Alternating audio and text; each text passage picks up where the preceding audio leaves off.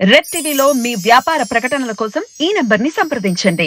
Sir, రోజా గారికి వ్యతిరేకంగా ఐదుగురు 5 మండలాల నేతలు ఒక ప్రెస్ మీట్ పెట్టి అలాగే వైసీపీని కూడా ఆమెకు టికెట్ ఇవ్వద్దని కోరారు. సో, ఎందుకింత వీళ్ళు ధైర్యంగా ఆమెకు ప్రెస్ మీట్ పెట్టి ఆమెకు వ్యతిరేకంగా మాట్లాడుతున్నారు? దీని వెనుక పెద్దిరెడ్డి గారేమైనా ఉన్నారా? ఆయనెందుకు ఆపాలని ట్రై చేస్తున్నారు? మన నగరిలో ఇప్పుడు ఇచ్చే పరిస్థితి ఏమన్నా ఉందా టికెట్? ఇక్కడ ఇవ్వకుండా ఇంకా వేరే ఎక్కడైనా ఇస్తారా సార్? రోజా నిరంతరము ఏదో ఒక విషయంలో వార్తల్లో నిలుస్తూ ఉంటుంది. సో ఆమె దానేది అంటారు కదా, మామూలుగా ఇంట గెలిచి రచ్చ గెలిచాలంటారు. ముందు నీ ఇంట్లో నువ్వు గెలిచి తర్వాత రచ్చ గెలిచని. ఈమెది రివర్స్ అనుకుంటా. ఈమె ఏంటంటే రచ్చ గెలుస్తుంది కానీ ఇంట్లో గెలవలేకపోతుంది. అంటే తన సొంత నియోజకవర్గంలోనే ఆమెకి తీవ్రమైన ఎనిమీస్ రోజు రోజుకి పెరుగుతున్నారు. ఆ మధ్య పుత్తూరులో కార్పొరేటరు ఆమె మీద డైరెక్ట్గా ఆరోపణలు చేసింది. 70 లక్షలు కార్పొరేటర్గా నన్ను ఇవ్వడానికి 70 లక్షలు డిమాండ్ చేశాడు కుమారస్వామి వాళ్ళ బ్రదరు. నేను కొంత డబ్బులు ఇచ్చాను కానీ నాకు ఇవ్వలేదు కార్పొరేషన్ చైర్మన్గా.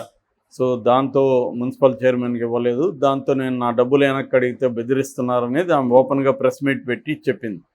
ఆ తర్వాత ఈమెదో దేవుడున్నాడు అది ఇదేదో మాట్లాడింది. కానీ అవేం పని చేయలేదు. ఆమె మీద అయితే సీరియస్గా విమర్శలు వచ్చాయి. ఆ తర్వాత గతంలో కూడా ఆమెకు ఈడిగా కార్పొరేషన్ చైర్పర్సన్ కేజే శాంతి ఉంది.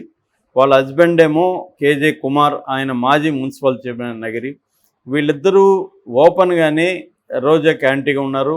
గత ఆగస్టులో జగన్ నగిరి నియోజకవర్గానికి పోయి నగిరిలో మీటింగ్ పెట్టినప్పుడు ఆయన స్టేజ్ మీదనే వాళ్ళిద్దరిని చేతులు కలిపించడానికి ట్రై చేశాడు. కలిపారు కానీ వాళ్ళు ఏమీ మనస్ఫూర్తిగా కలవలేదు. అప్పటి నుంచి కూడా గొడవలు ఉన్నాయి. ఆ తర్వాత వడమాలపేట జడ్పీటీసీ మురళీధర్ రెడ్డి మొన్న ఏం చేశాడంటే అప్పలనాయ గుంటలో సచివాలయం, తర్వాత పత్తిపుత్తూరులో ఆర్బీకే రైతు భరోసా కేంద్రం, ఈ రెండింటినీ ఆయన ప్రారంభించాడు రోజాకు చెప్పకుండా. దాంతో రోజా ఏం చేసిందంటే పోలీసులను పంపించి ఆ శిలాఫలకాల్ని ఎత్తేయించి మళ్ళీ కొత్తవి తనెళ్ళి ప్రారంభించింది. దీంతో అక్కడ గొడవలు స్టార్ట్ అయ్యాయి. రోజా ఏముంటుందంటే ప్రోటోకాల్ ప్రకారం నేను ఎమ్మెల్యే ప్లస్ మంత్రి, నన్ను పిలవకుండా ఎలా చేస్తారనేది ఆమె అంటుంది. నేను నా ఊర్లో చేసుకోవడానికి నిన్నెందుకు పిలవాలని మురళీధర్ రెడ్డి అంటారు జడ్పీటీసీ. సో అలాగా అక్కడ గొడవ స్టార్ట్ అయింది. గొడవ స్టార్ట్ అయినాక ఏం చేశారంటే ఈయన కొంతమందిని ఆర్గనైజ్ చేశారు.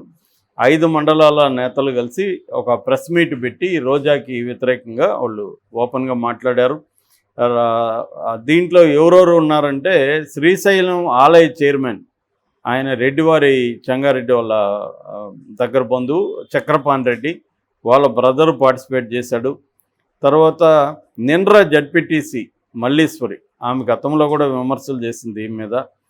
సో అట్లాగే పుత్తూరు నేతలు వీళ్ళందరూ కూడా, అంటే నిండ్ర, నగరి, పుత్తూరు, వడమాలపేట ఇవన్నీ ప్రధాన కేంద్రాలు నగిరి నియోజకవర్గంలో. సో వీళ్ళందరూ కూడా సమావేశమయ్యి రోజాకు వ్యతిరేకంగా అధిష్టానానికి ఒక హెచ్చరిక జారీ చేశారు. అదేంటంటే రోజాకి కానీ సీట్ ఇస్తే మేము ఓడిస్తాం ఖచ్చితంగా. రోజా బదులుగా ఎవరికి ఇచ్చినా మేము గెలిపిస్తాం. రోజాకు మాత్రం ఇవ్వద్దండి. రోజాకి ఇస్తే మాత్రం మేమందరూ ఖచ్చితంగా ఓడిస్తాం. భానుప్రకాష్ గెలుస్తాడు 100%. భానుప్రకాష్ అంటే టీడీపీ తరఫున క్యాండిడేట్ నగిరిలో. ఆయన లాస్ట్లో కూడా ఓడిపోయాడు. నిజానికి ఈమె లాస్ట్లో కూడా చాలా 2 సార్లు కూడా అటు ముద్దుకృష్ణనాయుడు మీద కానీ ఇటు భానుప్రకాష్ మీద కానీ ఒకసారేమో 800 ఓట్ల తేడాతో గెలిచింది, ఒకసారేమో 2000 చిల్లర ఓట్ల తేడాతో గెలిచింది. అంటే నేరో మార్జిన్తోనే గతంలో కూడా గెలిచింది. ఇప్పుడు ఆ నేరో మార్జిన్ కూడా ఉండే అవకాశం అయితే ఆమె కనిపించట్లేదు, ఆమె పనితీరు. వీళ్ళంతా కూడా గట్టిగా ఏం చెప్తున్నారంటే ఈస్ట్ ఇండియా కంపెనీ కంటే కూడా ఎక్కువగా ఈమె దోపిడీ చేస్తుంది. ఇటు క్వారీలు కావచ్చు, ఇసుక కావచ్చు, ప్రభుత్వ భూములు కావచ్చు, వీటన్నిటిలో కూడా ఈమె కబ్జా చేస్తుంది. ఈమె వీళ్ళ హస్బెండ్ ఇదే పనిలో ఉన్నారు. అసలు వీళ్ళ హస్బెండ్ సెల్వమణి, ఆర్కే సెల్వమణి, ఆయనకి అసలు ఆంధ్రప్రదేశ్తో సంబంధమే లేదు. ఆయనది తమిళనాడు చెంగల్పట్టు. ఆయన ఇక్కడ వచ్చి పెత్తనం చేసేది. ఆయన మా అందరికి పదవులు ఇచ్చానని చెప్తాడు. ఆయన కూడా మాకు పదవులు ఇవ్వడానికి మా భిక్ష వల్లే ఆమె గెలిచింది యాక్చువల్గా అని వీళ్ళు నిన్న చాలా సీరియస్గా రిటార్ట్ చేశారు.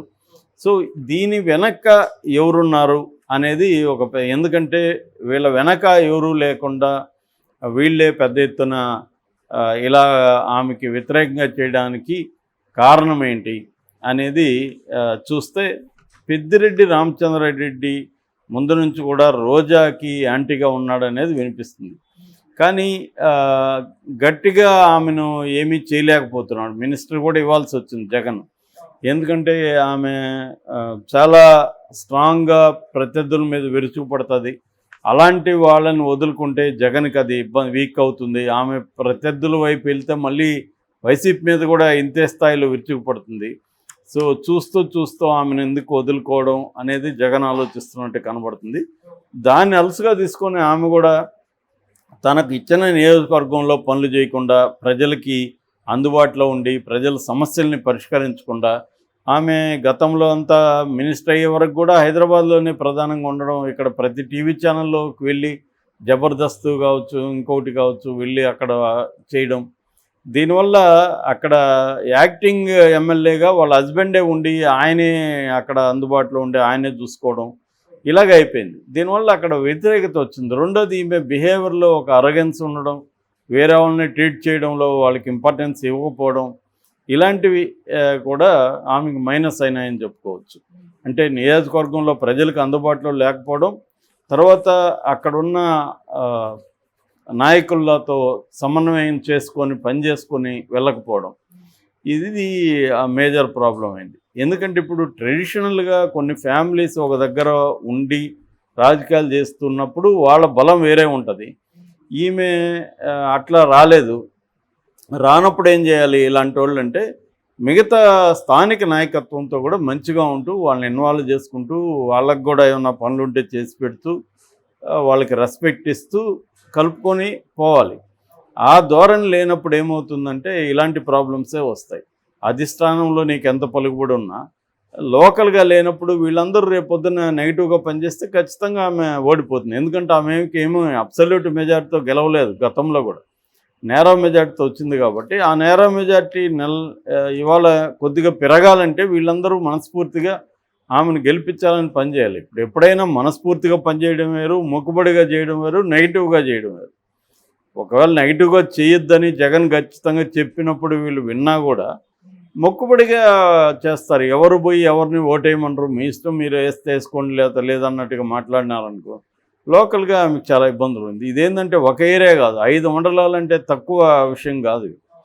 సో 5 మండలాల నాయకులు ఏకమయ్యారంటేనే ఆమె పని విధానం పట్ల అక్కడ వైసీపీ నాయకుల్లో ఎంత వ్యతిరేకత ఉందో మనం అర్థం చేసుకోవచ్చు.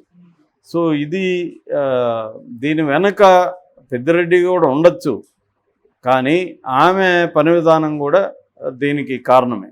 పెద్దిరెడ్డి ఖచ్చితంగా ఉండే అవకాశం అయితే ఉంది. ఎందుకంటే లేదంటే వీళ్ళందరూ ఈ స్థాయిలో తిరుగుబాటు చేయాలంటే వీళ్ళకి ఏదో ఒక సపోర్ట్ సిస్టము ఉండాలి. సో ఇప్పుడు జగన్ ఏం చేయబోతున్నాడు? ఆమెమో నేను నగిరిలోనే పోటీ చేస్తానని మొన్న కూడా ప్రకటించింది. కానీ మరి జగన్ ఇప్పటివరకేమీ ఆ లిస్టులో ఆమె పేరు లేదు. మరి ఆమెకేమన్నా పర్సనల్గా చెప్పాడా, లేకపోతే ఆమె అంత ధైర్యంగా నేనే ఎలా చేస్తానని ఎలా చెప్తుంది, లేకపోతే ఆమె ఇండైరెక్ట్గా జగన్ మీద ఏమైనా ప్రెజర్ చేస్తుందా, నువ్వు నాకు ఇవ్వాల్సిందే అని ఒక రకమైన బ్లాక్మెయిల్ చేస్తుందా అన్న ఇది కూడా ఉంది. సో ఏదేమైనా నగిరిలో మాత్రం ఆమె గెలిచే పరిస్థితి ఈసారి కనిపించట్లేదు. సో అలాంటి పరిస్థితిలో జగన్ ఆమెను మార్చే అవకాశం ఉంది. మారిస్తే ఎక్కడికి మారుస్తారు? ఆమె గతంలో అయితే ఫస్ట్లో చంద్రగిరి నుంచి పోటీ చేసింది. ఇప్పుడేమో చంద్రగిరి నుంచి ఛాన్స్ లేదు. ఎందుకంటే మన చెవిరెడ్డి భాస్కర్ రెడ్డి కొడుకు మోహిత్ రెడ్డి ఉన్నాడు. తిరుపతిలో ఏమో అభినయ్ రెడ్డి, మన భూమా కరుణాకర్ రెడ్డి వాళ్ళ కొడుకున్నాడు. సో ఇట్లాంటి పరిస్థితులు ఉన్నప్పుడు ఆమెను ఏమన్నా వేరే జిల్లాలకి చేరుస్తారా? ఇంతకుముందు ఒంగోలు నుంచి అని కూడా అన్నారు ఆమెని, ఒంగోలు ఎంపీగా. సో అట్లాంటివి ఏమన్నా వేరే జిల్లాలకి తీసుకొస్తారా ఆమెను? ఎక్కడ ఆమె పట్ల వ్యతిరేకత లేని జిల్లాలు ఏమన్నా గట్టి వైసీపీ పట్టున్న ఏరియాలకి ఆమెను తీసుకొస్తారా అన్న ఇది కూడా వినిపిస్తుంది. ఎందుకంటే ఆమె చిత్తూరు జిల్లాలో అయితే ఆమెకు గట్టి వ్యతిరేకత ఉంది. వేరే నియోజకవర్గానికి పోయినా కూడా అక్కడ ఓడించే పరిస్థితి అయితే ఉంది.